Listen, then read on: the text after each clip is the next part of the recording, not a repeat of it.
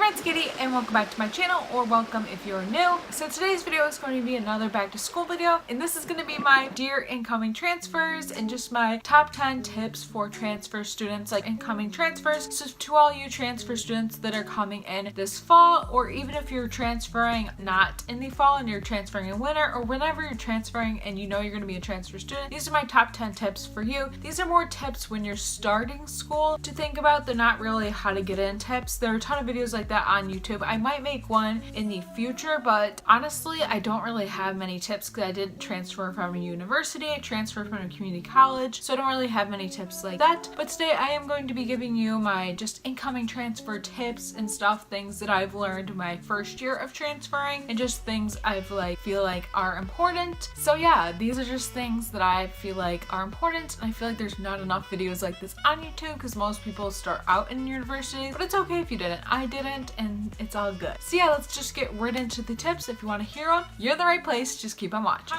So I have about 10 tips, but before we get into the tips, I just want to give you a quick background on my experience. So I started college in 2014, August 2014, because I graduated obviously in June of 2014. Well, maybe that's not that obvious, but to me it is. So I started in August. So then I finished my community college. I went there for about 2.5 years because that's how long it took me to get my AA degree, which is just an associate's degree, and I finished there in December of 2016. Then I was looking to transfer and I was figuring out what I wanted to do. And for me, early childhood education was something that appealed to me. I don't know how it came to me, but it was just something that appealed to me. And looking at my personality, my EQ, my emotional personality chart thingy, I don't know. It really makes sense now. But yeah, that was just something that appealed to me. So I ended up going to the school that I go to. I think I applied there maybe in January, February, I don't know. I applied shortly after I visited the school because I really liked it. I feel like I previously, when I was interested in a different major, I was going to transfer in winter, but then people were like, oh, it's so hard to meet people in winter and stuff like that. So I didn't end up transferring in the winter. Plus I changed my mind about majors and stuff like that. And then I ended up transferring in the fall of 2017, and I did my first year. My first year had its ups and its downs, and honestly this year I feel like it's gonna have its ups and its downs, but I'm trying to be positive about everything. And I know I'm not gonna go into that in this video, if not very soon, but you know,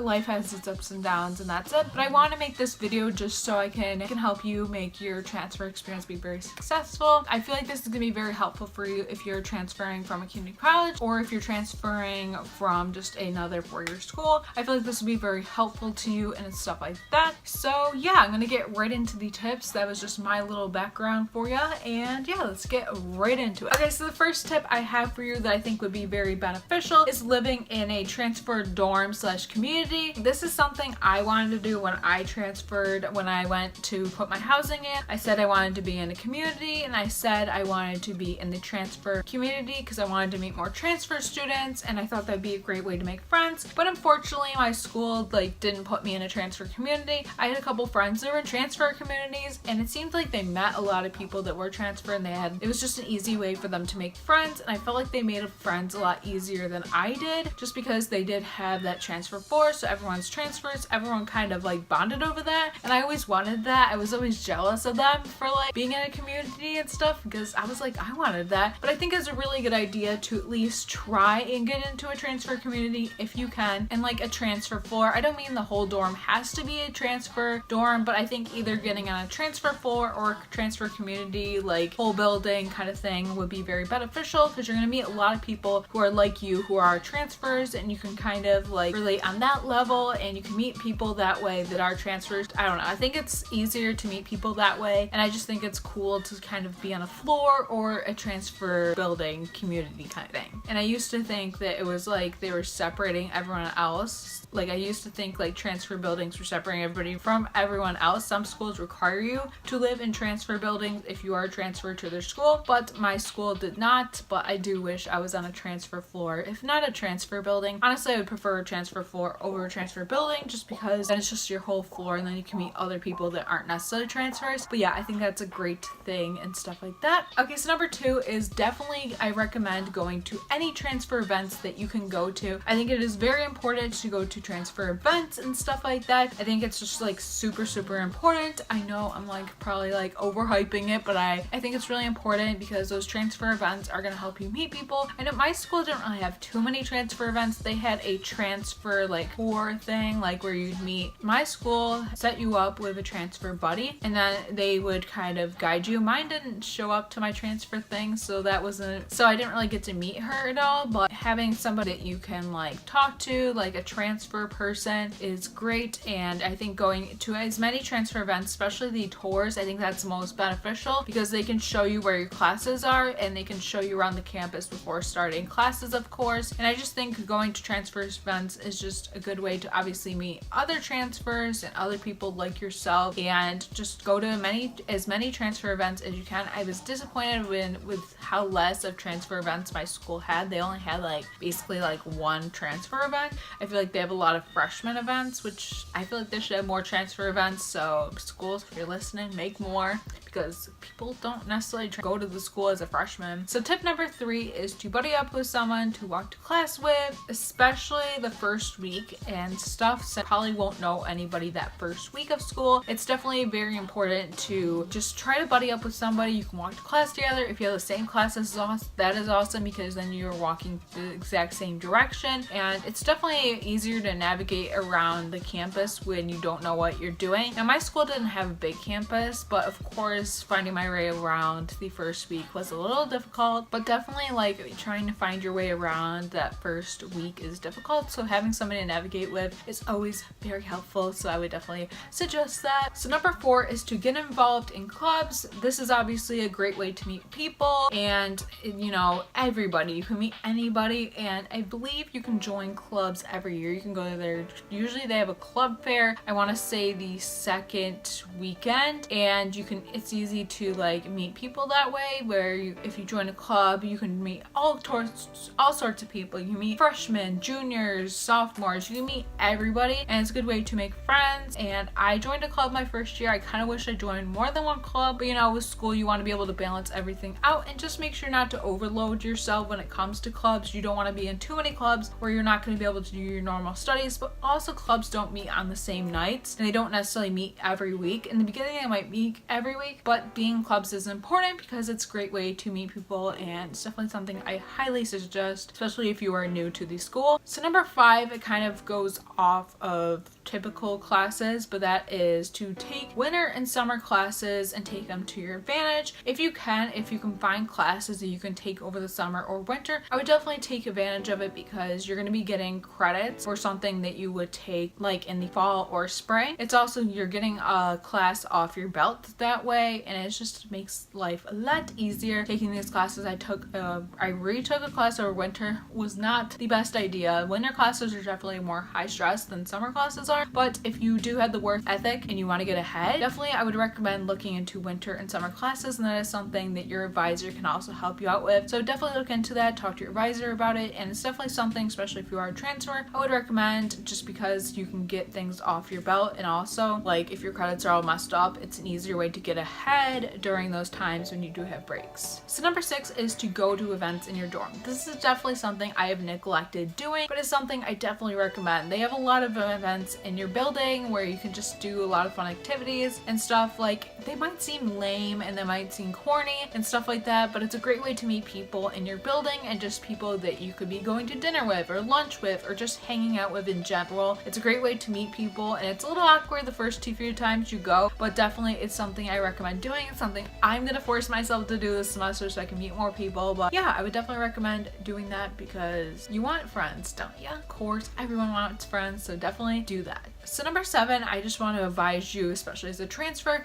that it's okay to do an extra semester, if not an extra year. Transferring can do like a little bit on your credits depending where you transfer from. Even if at a community college, if you transfer into a new major at your school, it might mess up your credits a little bit. So definitely, if you have to take an extra semester or an extra year, it's totally fine. I feel like you should do whatever you can. If you fall behind, or if just things happen while you're in school, it's okay to have to take an extra semester together or switch things up until you can get to a better standing. It's definitely something that just to think about and stuff, and it's okay to do it, you know? So number 8 is something I did personally, and I think it worked and stuff, and that is to exchange numbers with the people in your classes, especially if they're transfers as well, because that's a good way to make friends, of course, in your classes, and also keep up with the class. So at my school, they were doing this new thing that year where transfers would have like this specific class that was basically all about transferring. It's kind of like a general class. I don't know how to explain it. And like with that class, you would meet a bunch of people, and then you would typically have 2 to 3 classes that were also all together. So one of my professors suggested for us that we all exchange numbers so we could text each other, and just so we could like be able to keep up with the class. And it was very helpful because we would all text each other about assignments, and if we're confused about assignment, we could text each other, and it was just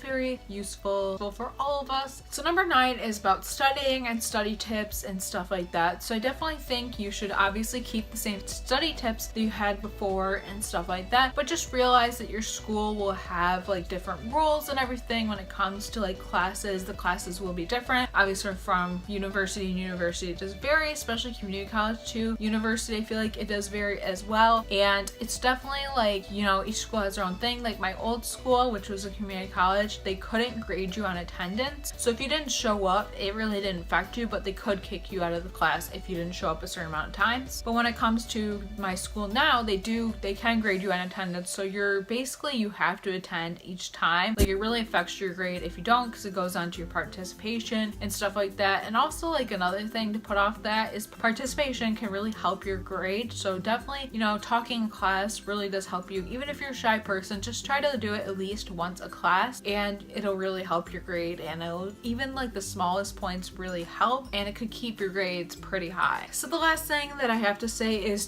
keeping track of your degree works. I don't know if they called it that at each school. That's basically all the classes you the classes you have to take, and it tells you like how many credits you need until you can graduate and stuff like that. Keep up with that. A lot of schools have it on their online website or whatever like website they use, whether that's Blackboard or whatever it is. Usually they have it on there, and yeah, whatever your school's like typical website that's your base, that's usually where it is at. And also going off of that, you take only what you need to take. Don't take useless classes that you won't need. Don't let your advisor make you think you need something and then you don't end up needing it. And that can go with any school. Like just know what you have to take and take that. And of course you want to consult with your advisor and you want to take any of their advice, but also remember they do work for the school. So sometimes I feel like advisors tell you they kind of mess up your credits, so you're like there longer, and you want to be there as less as you can be. Like you want to do well, of course, but like if you need to be there less time, I think you should. Also, like a lot of times when you transfer, you can substitute classes. So like sometimes they'll tell you, oh, you need this, and you can be like, oh, but I took that at my old school. Is there any way to substitute? I know they can only substitute a certain amount of classes in, but if you can substitute as many classes as you can, that will really benefit you in the end with how much schooling you have to do and stuff like that. And yeah, so these are all my transfer tips. I hope you enjoyed it, and I hope I really helped you out being an incoming transfer. Of course, being an incoming transfer, I know you're going to be nervous and stuff, and I know it's going to be nerve-wracking and scary going to a new school, and depending, maybe you're not scared, maybe you're excited. I think it's also exciting but nerve-wracking, but I think these are tips definitely to consider and stuff like that. So